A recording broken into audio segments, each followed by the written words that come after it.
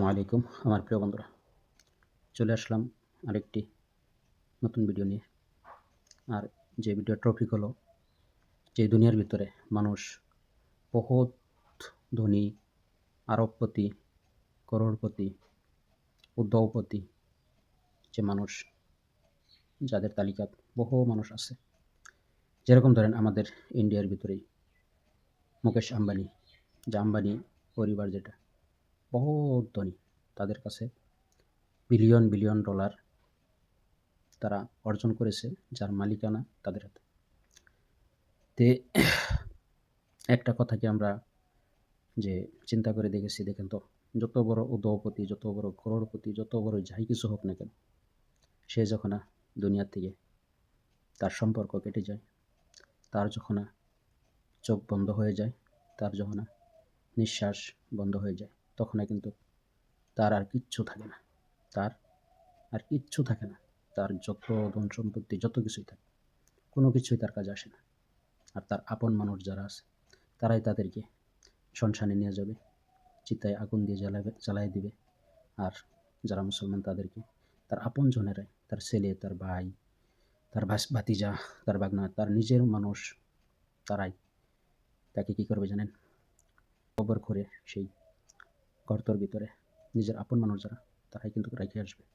আর এটাই দুনিয়ার উসল। সে চাহে যত বড় উদ্যোগপতি, করোড়পতি, বিলিয়ন, বিলিয়ন ডলারের মালিক হোক না কেন। তো আমরা কি একবার এটা চিন্তা করে দেখেছি যে আল্লাহর নবী সাল্লাল্লাহু আলাইহি সাল্লাম বলেছেন যে ফজরের ২ রাকাত সুন্নত নামাজ যে নাকি আদায় করল, এই দুনিয়া আর দুনিয়ার ভিতরে যা কিছু আছে তার চেয়েও উত্তম। ফরজের মর্তবা তো কত সেটা মধ্যে আসলামই না, খালি সুন্নত। যে ফজরের ২ রাকাত সুন্নত নামাজের এত মর্তবা, এত সওয়াব, যে দুনিয়া আর দুনিয়ার মাঝখানে যত কিছু রহিয়াছে তার চেয়েও উত্তম। তে ভাই, আমরা কত ওয়াক্ত নামাজ আমাদের ফৌত হয়ে যাইতেছে, যেটার দিকে আমরা খেয়াল রাখি না, যেটার দিকে আমরা কোনোই চিন্তা ভাবনা মাথা ঘামাই না। আমরা তো খালি দুনিয়া নিয়েই ব্যস্ত, দুনিয়া, দুনিয়া, দুনিয়া। আর এই দুনিয়ার জালে পড়ে আমরা আমাদের যে আখেরাত আমরা নষ্ট করে দিতেছি। যে আমরা যখন এই দুনিয়া থেকে চলে যাব না, আর কখন চলে যাব সেটা কিন্তু আমরা কেউ জানতে পারি না ভাই। বাড়ির থেকে মানুষ, ভালো মানুষ, সুস্থ মানুষ বাহির থেকে বাহির হয়। বহুত এরকম মানুষ আছে যারা ভালোভাবে আর ঘরে ফিরে আসতে পারে না। রাস্তার ভিতরে রোড অ্যাক্সিডেন্টে, হার্ট অ্যাটাক, প্রেশার স্ট্রোক, কত কিছু হয়ে বহুত মানুষ মারা যায়। তে ভাই, যে এই দুনিয়ার ভিতরে যে একটা বড় সত্য যেটা না, সেটা হলো মৌত। আর এটা কিন্তু সবাই স্বীকার করবে। কিন্তু আমাদের ভিতরে একটা নুরানি দোকা কি আছে জানেন? যে মৌত তো হবেই। এটা আমরা মুখ দিয়ে স্বীকার করলাম, অন্তর দিয়ে করলাম না। কিন্তু আমরা কীভাবে জানেন? দেরি আছে। যে আমার ঘরের থেকে, আমার আত্মীয় স্বজনের ভিতর থেকে কেউ চলে গেল, তো সে চলে গেছে, আমার আমার কারণে দেরি আছে। অথচ দেখেন, সময় কিন্তু বসে থাকে না। আপনার আমার সময় চাইতেই আছে। আপনি কাল যদি জওয়ান ছিলেন, আজকে বৃদ্ধ হয়ে আসছেন। কাল যদি আপনি বাচ্চা ছিলেন, আজকে জওয়ান হয়ে আসছেন। এইভাবে সময় কেটে যাবে। কিন্তু আপনার আমারও জন্য এই সময় কিন্তু বসে থাকবে না।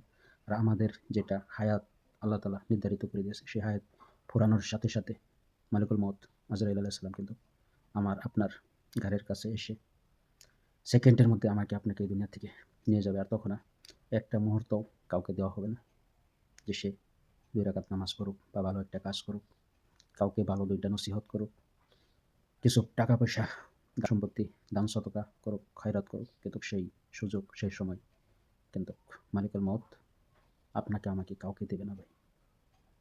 তো বাস্তব হলো এটাই যে এই দুনিয়া যেভাবে চলতেছে সেভাবে আজকেও চলতেছে, কিন্তু চলতেই থাকবে।